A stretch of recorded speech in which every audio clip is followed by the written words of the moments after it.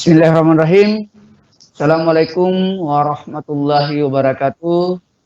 Dan selamat pagi buat anak-anakku yang saya banggakan. Semoga pagi ini semuanya sehat-sehat, semua tetap terjaga, semua tetap dalam lindungan Allah Subhanahu wa taala, sehingga kita bisa belajar bersama pagi ini, belajar lewat daring untuk pembelajaran pendidikan Pancasila dan Kewarganegaraan. Sedikit informasi bahwa pagi ini jam pertama Pak Zarkasi yang mengisi materi pendidikan agama Islam, namun beliau tidak live pagi ini sehingga Bapak mengisinya. Untuk Pak Zarkasi tugasnya ada di Google Classroom, sudah di-share oleh beliau. Nanti silakan bisa dikerjakan setelah pelajaran PPKN ini. Baik, anak sekalian, pagi ini kita akan membahas tentang lembaga-lembaga negara di Indonesia berdasarkan Undang-Undang Dasar Negara Republik Indonesia tahun 1945.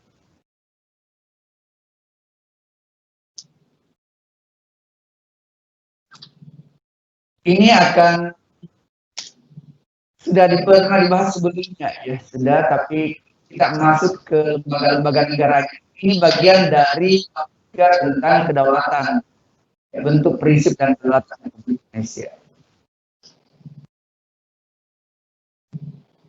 Adapun tujuan pembelajaran kita ya dalam pembelajaran sesi pagi ini melalui pelajaran lembaga negara di Indonesia ini, anak-anakku diharapkan bisa pertama memahami ya berbagai lembaga negara sesuai dengan Undang-Undang Dasar Negara Republik Indonesia tahun 1945. Juga diharapkan anak-anakku mengetahui, paham dan tahu isi dari lembaga-lembaga negara tersebut, memahami wewenang lembaga-lembaga negara tersebut.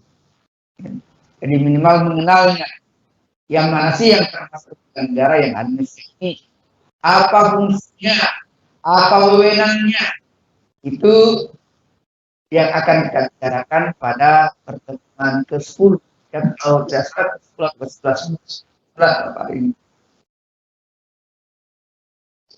Diperhatikan di layar ada beberapa gambar-gambar. Ada gambar kantor ya, instansi lembaga-lembaga negara. Jadi ada MPR, Musyawarah Rakyat, ada DPR, terus ada DPD, ada BPK, ya, Badan Pemeriksa Keuangan, ada MA atau Mahkamah Agung, ada Mahkamah Konstitusi atau MK, ada Komisi Judisial.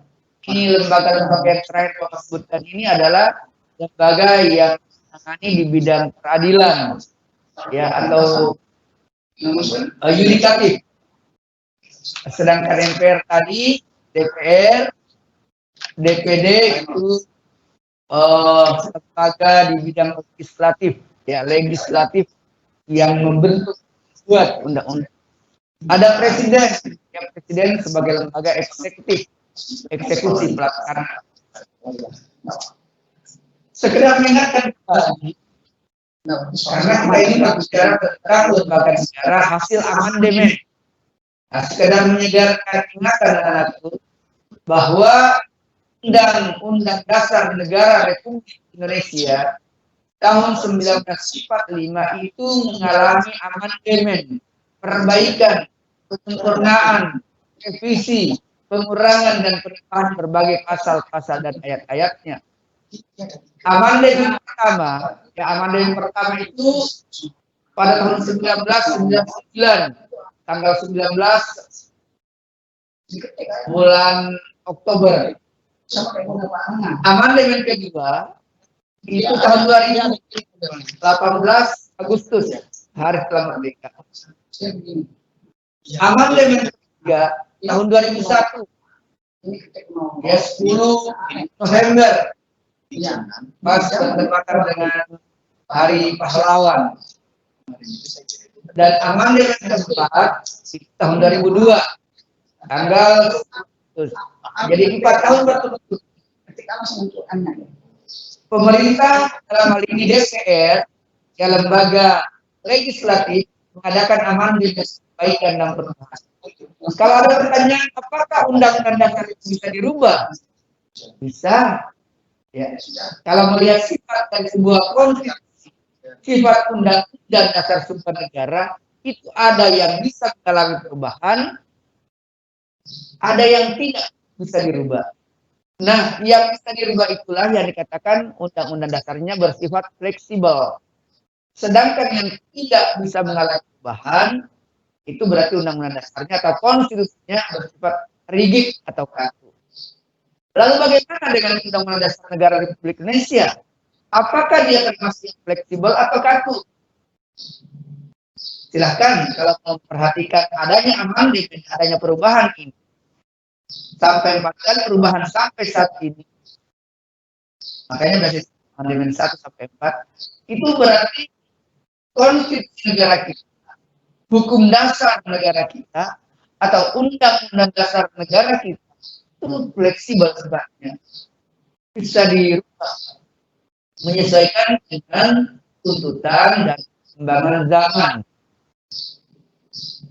Baik.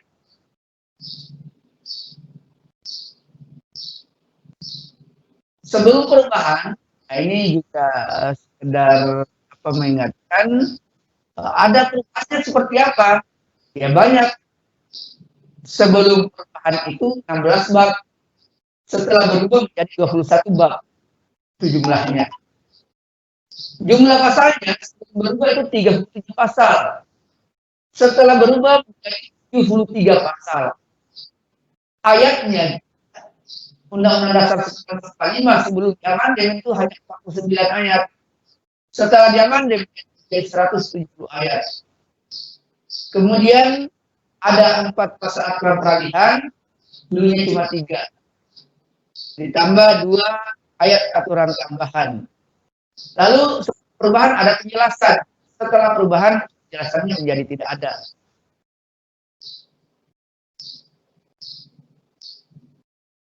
Ada beberapa hal juga yang perlu anak-anak pahami sedikit tentang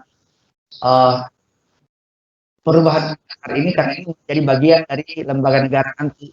Karena ada lembaga negara yang dulunya nggak ada, dan ada setelah amandemen. Ada juga lembaga negara yang dulunya ada, tapi setelah amandemen ditiadakan, seperti DPA.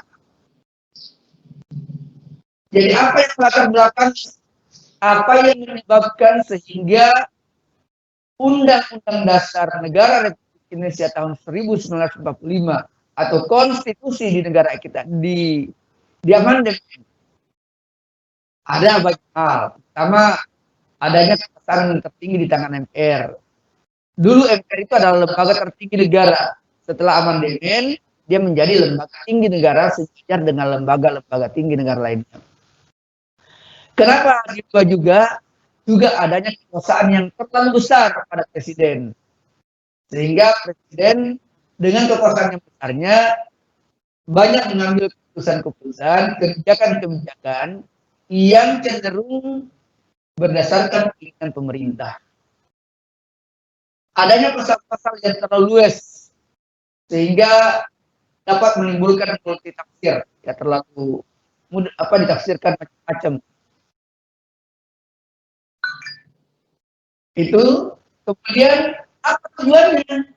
Mengapa dirubah?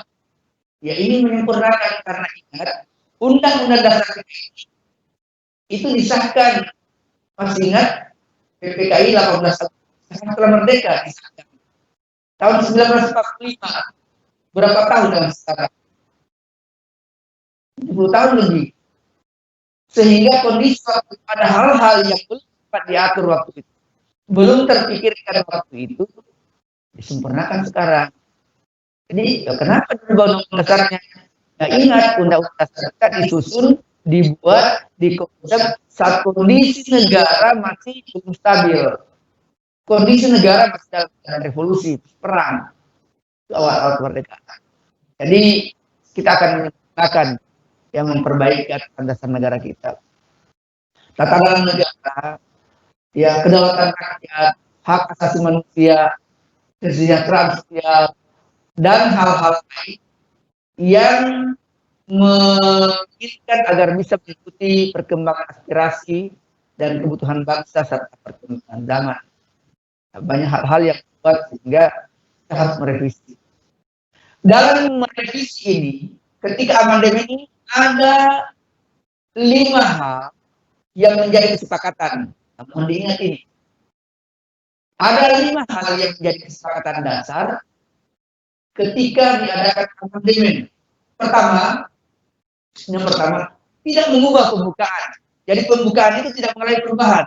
Tetap aja 4 alinea, ada 4 pokok pikiran, dasar negara tetap ada di alinea 4, tujuan negara ada di alinea 4, cita-cita negara itu tetap ada. Yang pertama. Jadi tidak boleh amandemen tapi tidak mengubah pembukaan. Yang kedua, karena bangsa ini adalah bangsa yang ya negara Republik Indonesia ini kan negara kepulauan ya, terdiri atas 4 provinsi yang tersebar, itu dipertahankan. Tetap mempertahankan negara kesatuan Republik Indonesia.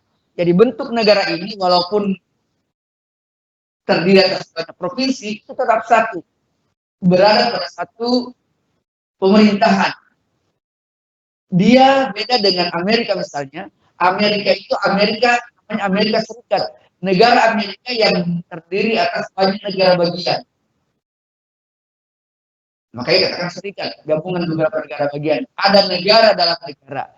Kalau di Indonesia, hanya satu negara. Walaupun banyak provinsi, provinsi itu bukan negara bagian. Dia adalah provinsi bagian dari KRI. Ya, kalau di Amerika, sekedar perbandingan, negara bagiannya konstitusi sendiri. Kalau kita, tiap provinsi tetap menyatu. Ya, satu konstitusi yaitu Undang-Undang Dasar 1945. Jadi yang kedua, tetap mempertahankan NKRI ini. Tidak merubahnya seperti negara federasi atau negara-negara lainnya. Yang ketiga, mempertegas presidensial. Bahwa sistem pemerintahan, jadi kalau tadi NKRI itu negara kesatuan bentuk negara. Kalau sistem pemerintahan, kita menganut namanya sistem presidensial. Ya. Suatu sistem pemerintahan di mana presiden itu dibantu kabinet-kabinet oleh menteri-menteri yang membidangi bidang-bidang tertentu. Misalnya ada menteri yang menangani kelautan, ada menteri yang menangani masalah ekonomi, ada menteri yang menangani masalah keuangan. Itu tiap menteri itu punya membidangi bidang-bidang tertentu. Ini dipertegas. Kita tidak menganut sistem lawan dari presiden adalah parlementer, di mana menterinya itu diangkat disusun oleh parlemennya, oleh DPR-nya. Kalau di Indonesia, menteri-menteri itu dipilih dan diangkat oleh presiden. Kenapa oleh presiden? Karena menteri itu pembantu presiden. Maka presidennya yang akan menentukan siapa yang akan diangkatnya, siapa yang dipilihnya. Tentu dengan tetap mempertimbangkan banyak hal, mempertimbangkan kemampuannya, cakapannya, skillnya, potensinya, dan talentanya menjadi menteri. Lalu kesepakatan yang keempat, bahwa penjelasan Undang-Undang Dasar 1945 itu yang membuat hal-hal yang normatif itu akan dimasukkan dalam pasal-pasal. Makanya hanya bertambah dari 37 pasal menjadi 73 pasal. Lalu perubahan dilakukan dengan cara adendum. Nah, anak-anak seperti saya tambahan, coba dicari itu apa yang dimaksud dengan perubahan secara adendum. Baik.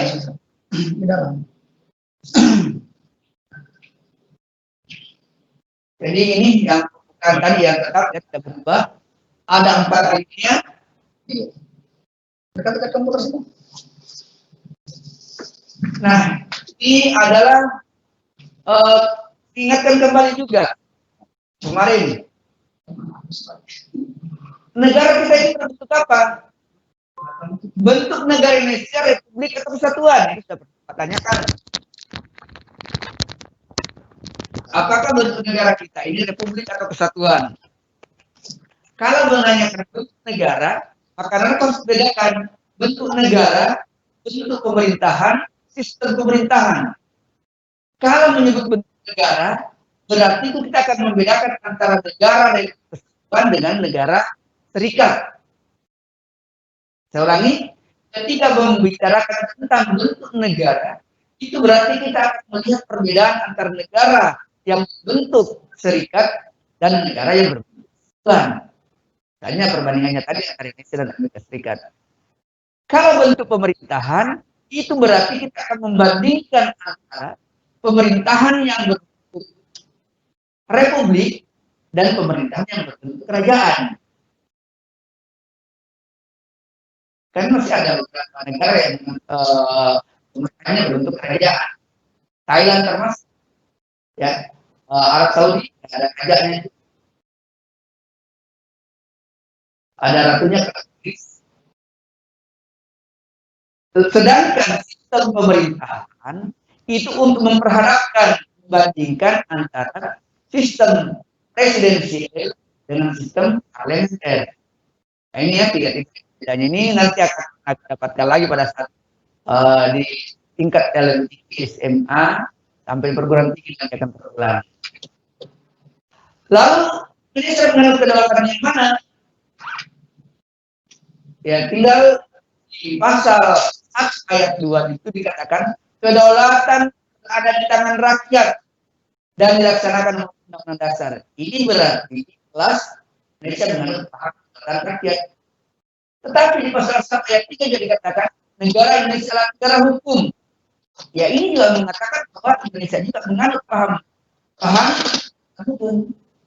Apa artinya Indonesia negara hukum?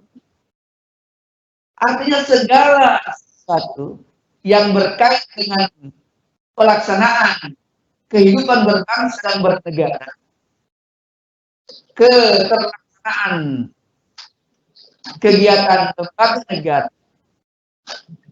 itu harus berdasarkan ya segala sesuatu pelaksanaan ketatanegaraan negara ini harus berdasarkan hukum. Hukum itu menjadi panglima. Hukum adalah yang tertinggi. Artinya apa? Semua orang akan sama di hadapan hukum. Jadi pemerintah negara akan memberikan perlakuan yang sama di hukum. Itu maknanya negara hukum. Orang kaya ke orang miskin, pejabat, rakyat. Teorinya dalam logikanya, jika bersalah ya akan mendapatkan sanksi sesuai dengan pelanggaran. Walaupun ya dalam praktik temukan ada penyimpangan, tapi itu adalah realita antara teori dan praktik yang tidak bisa selalu sama. Nah lalu bagaimana tentang lembaga negara ini? Ini pernah Bapak tayangkan juga sebelumnya. Inilah lembaga-lembaga negara kita bahas. Ada MPR yang anggotanya terdiri anggota DPR dan DPD. Ada lembaga presiden, ada lembaga yang mengawasi, memeriksa pertanggungjawaban keuangan negara atau BPK, ada badan yang berkaitan dengan kehakiman seperti MA dan MK serta KPI. Kalau badan pemeriksa keuangan tadi ini, itu perwakilannya ada di provinsi. Untuk lembaga untuk kepresidenan, ya kita urutannya kan dari presiden, di bawah presiden ada pemerintah provinsi atau gubernur, di bawah gubernur ada daerah, kabupaten kota, bupati atau wali kota. Di bawah itu ada kecamatan, ada kelurahan, ada desa, nanti ada RW, ada RT, ada dusun, gitu. Lalu lembaga yang menangani bidang kehakiman atau peradilan nanti anak-anak itu akan katanya nanti di perguruan tinggi atau di SMA peradilan hukum ya Jadi kalau ada kasus-kasus pencurian, kelahiran, perampokan, penipuan, itu di peradilan umum. Ada peradilan agama, membahas masalah harta warisan, adopsi anak, perceraian, itu. Ada pengadilan lingkungan peradilan militer. Ini kalau pelaku itu adalah militer. Lalu ada peradilan tata usaha negara. Tuh komentar. Nah sekarang lembaga negara ini kita mulai lihat ya, yang memegang kekuasaan menurut Undang-Undang Dasar. Menurut ajaran trias politika dari Montesquieu, itu kita mengenal anak harus kenal ini karena ini pelajaran ini sampai perguruan tinggi juga. Ada namanya trias politika, trias tri. Ada yang berfungsi dalam sebuah negara. Ada 3 lembaga yang memiliki kekuasaan yang terbesar menurut Montesquieu. Ada pengusahaan kekuasaan. Ya. Ada lembaga legislatif, ada lembaga eksekutif, ada yudikatif. Nah ini diadopsi di Indonesia, tetapi di Indonesia bukan pemisahan, pembagian. Kalau menurut Montesquieu 3 lembaga itu berpisah. Kalau di Indonesia 3 lembaga ini dibagi dengan kewenangannya masing-masing dan tetap bekerja bersama. Kita DPR ada dalam pasal 20 ayat 1, lembaga negara ini adalah lembaga ini yang katakan lembaga legislatif. Tugasnya membentuk atau membuat undang-undang. Dari kata lege membuat, legislatif membuat undang-undang. Lalu ada presiden. Presiden ini pelaksana. Makanya dia lembaga eksekutif, dari kata-kata eksekusi. Eksekusi itu melaksanakan. Ada orang mati dieksekusi, berarti hukuman dilaksanakan. Presiden ini lembaga eksekutif, lembaga yang melaksanakan undang-undang yang dibuat oleh DPR. DPR membuat, pemerintah dalam hal ini presiden dan kabinet melaksanakan. Lalu kalau ada pelanggaran, ada MA dan MK. Jadi ada yang kekuasaan kehakiman yang akan menegakkan hukum dan keadilan. Ini. Jadi ini saya balik 3 lembaga negara ini. Ada lembaga legislatif dalam hal ini DPR, tugasnya membuat dan membentuk undang-undang. Ada lembaga eksekutif dalam hal ini presiden, tugasnya melaksanakan undang-undang. Ada lembaga yudikatif dalam hal ini Mahkamah Agung, Mahkamah Konstitusi, tugasnya itu mengawasi, mengadili jika terjadi pelanggaran. Jadi ada yang membuat, ada yang melaksanakan, ada yang mengawasi. Itu ketiga-tiganya tidak terpisah. Walaupun kita mengadopsi ajaran trias politika, tapi ketiganya itu saling ada kontrol, balance, ya. Nah, kita mulai lembaga negara yang MPR. Jadi MPR ini tahu nggak penjalan MPR? Jangan sampai sudah kelas 3 belum tahu MPR. MPR itu Majelis Permusyawaratan Rakyat. Anggotanya siapa anggota MPR? Anggotanya anggota DPR dan anggota DPD. Anggota DPR itu bagaimana menjadi anggota DPR? Ya dipilih lewat pemilu. Anggota DPD juga dipilih lewat pemilu. Nah, apa wewenang MPR? Pasal 2 ayat 1 Undang-Undang Dasar tahun 1945 pada amandemen yang keempat itu menetapkan beberapa wewenangnya MPR. Yang pertama, mengubah dan menetapkan Undang-Undang Dasar. Jadi kalau Undang-Undang Dasar kita mau dirubah, mau diamandemen, maka yang punya wewenang itu adalah MPR. Kalau undang-undang berubah, nah beda. Undang-undang dan undang-undang dasar beda. Undang-undang itu posisinya di bawah Undang-Undang Dasar. Lalu apa lagi? Wewenangnya yang kedua, melantik presiden dan atau wakil presiden. Kalau dulu sebelum amandemen, MPR lah yang memilih presiden dan wakilnya. Nah, setelah amandemen, presiden dan wakilnya dipilih oleh rakyat. MPR tinggal melantiknya.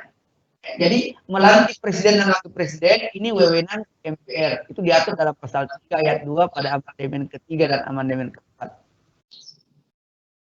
Apalagi kewenangan MPR? MPR bisa memberhentikan presiden dan garis miring atau wakil presiden.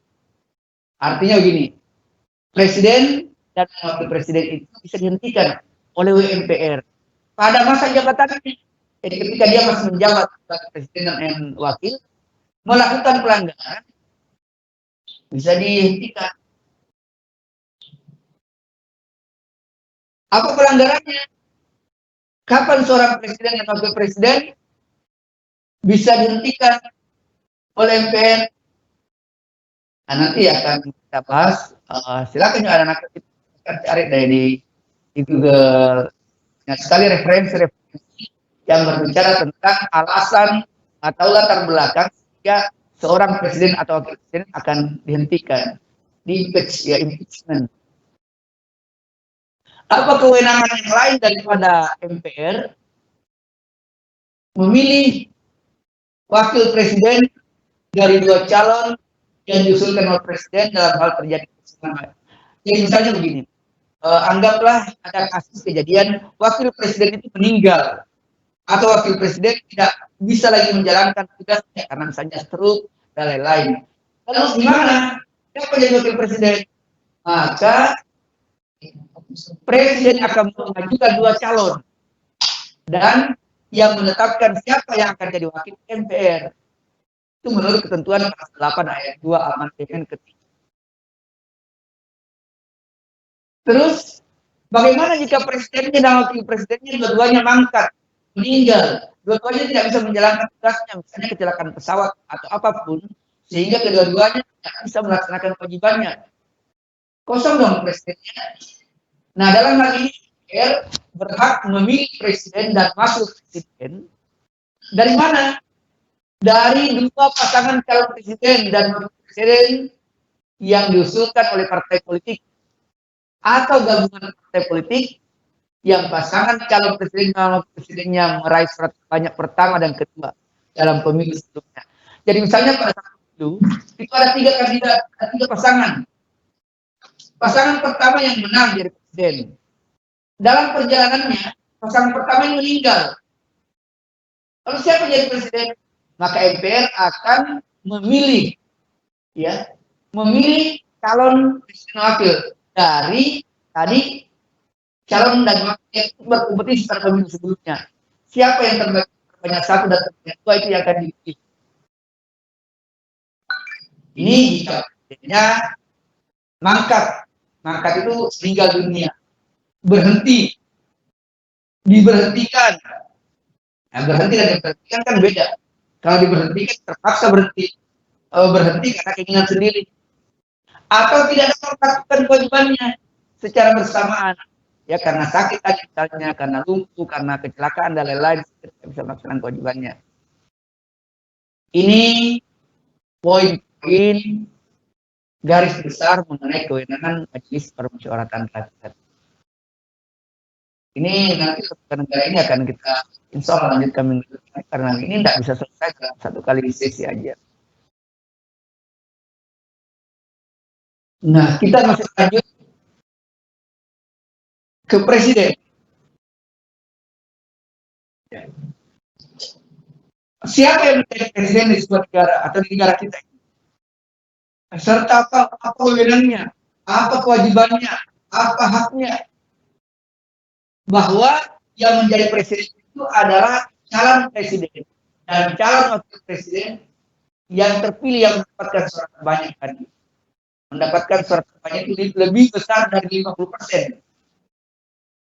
Jadi kalau dalam matematik itu ada tanda lebih besar, bukan lebih besar atau sama dengan enggak. Dia lebih besar mendapatkan suara lebih dari 50%. Jadi mungkin 50% itu bisa. Yang tersebar di 20 provinsi, yang minimal 20 provinsi mendukungnya di wilayah Indonesia. Nah, untuk menjadi presiden itu ada syaratnya. Apakah warga keturunan boleh menjadi presiden? Bukankah dalam Undang-Undang 45 dikatakan setiap warga negara bersama Undang-Undang 45 dikatakan setiap warga negara bersama kedudukannya dalam hukum dan pemerintahan.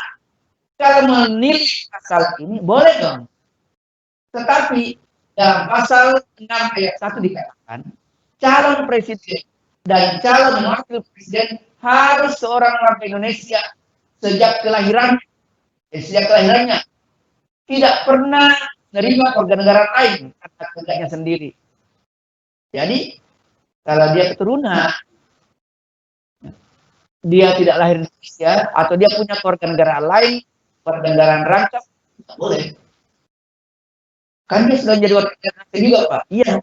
Ada pasal ini dalam hukum internasional lex specialis, lex generalis. Peraturan khusus akan didahulukan untuk menutupi peraturan yang ini. Nah ini tadi, walaupun sama-sama berada dalam undang-undang dasar, tapi pasal ini menegaskan. Jadi pasal yang katakan bahwa segala warga negara berteman kedudukannya dalam hukum dan pemerintahan. Semua orang sama boleh menjadi pejabat kalau gitu. Nah diatur lebih khusus di pasal 6 bahwa untuk menjadi presiden harus warga Indonesia yang memang sejak lahirnya di Indonesia tidak pernah menerima warga negara lain. Tidak pernah menyerahkan negara. Ini kalau pernah terlibat korupsi, gimana dong? Ya, pasal ini mengatakan menyerahkan negara serta mampu secara rohani dan jasmani, sehat jasmani dan rohani. Artinya pendengarannya baik, penglihatannya baik, tidak lumpuh, tidak stroke, dan lain-lain. Jadi kalau fisiknya tidak mendukung, makanya ini amandemen ini sebelum amandemen kan Pak Gus Dur itu kan presiden. Beliau secara fisik mungkin terlihat tidak memungkinkan karena harus dituntut. Oleh karena itu pasal tentang syarat amandemen ditambahkan bahwa dalam amandemen ketiga dikatakan bahwa untuk menjadi presiden harus yang mampu secara rohani dan jasmani, jadi rohaninya dan jasmani fisiknya, sehingga melaksanakan tugasnya dan kewajibannya sebagai presiden dan wakil presiden. Lalu siapa yang memilih? Dulu MPR yang memilih setelah amandemen pasal 6A itu ayat 1 amandemen ketiga dikatakan presiden dan wakil presiden dipilih dalam satu pasangan. Jadi satu pasangan, tidak boleh presidennya dulu baru nanti setelah jadi presiden baru memilih wakil. Kecuali kalau wakilnya berhalangan, meninggal, tidak mampu menjalankan, barulah presiden mengajukan calon. Tetapi menjadi presiden dan wakil presiden itu satu paket. Makanya kita dalam pelaksanaan pemilu OSIS juga kita coba itu mengadopsi supaya anak-anak paham. Seperti ini loh cara pemilihan presiden di negara ini. Kita praktekkan dalam hal-hal sederhana dalam pemilu OSIS. Itu mengadopsi, betul-betul mengadopsi pemilu yang sesungguhnya negara ini. Itu apa tujuannya? Pelajaran. Kalian paham. Begini alur, beginilah proses pemilu di sebuah negara. Lalu berapa tahun presiden dan wakil presiden memegang jabatan? 5 tahun. Hanya 5 tahun kah? Boleh lagi kah? Dalam pasal 7 itu, amandemen pertama, dulu seorang presiden bisa lebih dari 2 periode. Sekarang hanya selama 2 periode. Presiden dan wakil presiden itu memegang jabatan selama 5 tahun dan sesudahnya, artinya sesudah selesai 5 tahun, dapat dipilih kembali dalam jabatan yang sama. Jadi kalau dia presiden, jadi presiden, ada catatannya hanya untuk 1 kali masa jabatan. Jadi kalau dia sudah jadi presiden, boleh nggak ikut pemilu? Boleh. Tinggal 1 kali lagi. Nah, contohnya Pak Jokowi. Pak Jokowi kan presiden periode sebelumnya. Sekarang terpilih lagi. Berikutnya boleh ke Pak Jokowi nanti? Enggak boleh. Pak, bagaimana orang yang menghendaki? Enggak boleh. Karena undang-undang konstitusi kita, jadi undang-undang dasar ini membatasi. Jadi orang nggak bisa mau-maunya. Walaupun rakyat yang menghendaki ya nggak bisa. Kecuali kalau undang-undangnya diamandemen itu. Harus ada dasarnya. Tidak boleh pelaksanaan aturan negara ini dilaksanakan tanpa dalil, tanpa dasar. Harus ada dasarnya. Ya Jokowi selesai nanti stop, tidak lagi jadi presiden. Loh, kan Soeharto dulu kan 32 tahun. Itu berapa periode? 6 periode lebih. 6 periode. Iya. Apakah Soeharto melanggar undang-undang? Ya enggak. Kenapa? Karena dulu memang Undang-Undang Dasar Pasal 7 tidak membatasi seperti itu. Dulu bunyinya kalau tidak salah presiden dan wakil presiden memegang jabatan selama 5 tahun dan sesudahnya dapat dipilih kembali. Ya sampai situ aja. Dan sesudahnya dapat dipilih kembali. Ya kalau dipilih lagi, ya jadi selesai dipilih lagi. Jadi makanya Soeharto sampai hampir periode. Karena memang undang-undang membolehkan, membenarkan. Nah sekarang kan tidak bisa karena dibatasi. Dan sesudahnya dapat dipilih kembali dalam jabatan yang sama, ini tidak. Hanya untuk satu kali masa jabatan. Nah itu mengenai wewenang kewajiban dan hak presiden, ini Bapak tidak menuntaskan hari ini karena itu banyak banget ya. Oh, ada hampir 20 tangannya itu, termasuk mulai membuat ya mengajukan dan mengangkat duta konsul, menyatakan perang, memberi gerasi, rehabilitasi, mengelola jasa, itu banyak. Ini untuk nanti kita akan seolah kita akan lanjut nanti pada depan, mudah-mudahan anak kesan bisa diberi kesehatan semuanya ya. Kita diberi kesehatan itu. Bapak sekali lagi meneruskan himbauan dari pemerintah, ini COVID-19 ini jangan dianggap sepele ya, walaupun banyak video tulisan-tulisan yang menanyakan, mari kita tetap menjaga diri semuanya ya, tetap menjaga diri untuk kita ya, lindungi diri masing-masing untuk keluarga dan untuk masyarakat. Pakailah masker keluar, masker dengan baik dan benar, selalu menghindari kerumunan orang banyak ya, kurangi berkumpul ke kafe-kafe dan lain-lain ya, di rumah lah. Terus sering-sering mencuci tangan dengan ya, dengan sabun apa saja silahkan. Di itu pesan pemerintah. Anak-anak ini tidak nyaman, tapi mari kita mencoba tetap nyaman dalam kenyamanan ini ya.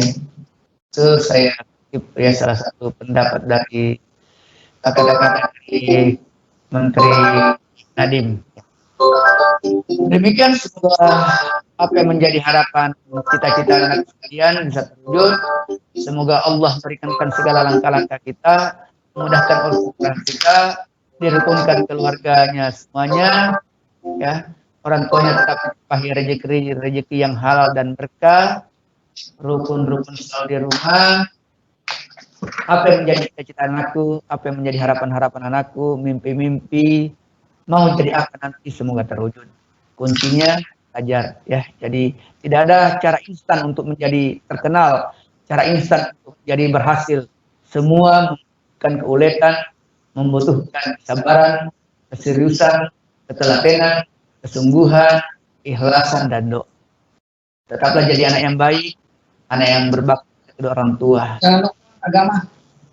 Jangan lupa untuk tugas agama dikerjakan di Google Classroom, karena sekali lagi Kasih nggak sempat live hari ini. Mohon maaf karena saya telah memaksa memaju ya. Saya sudah minta tadi perwakilan kelas untuk menyampaikan agar tak mengisi jam pertama. Demikian, billahi taufiq wal hidayah. Assalamualaikum warahmatullahi wabarakatuh dan selamat pagi.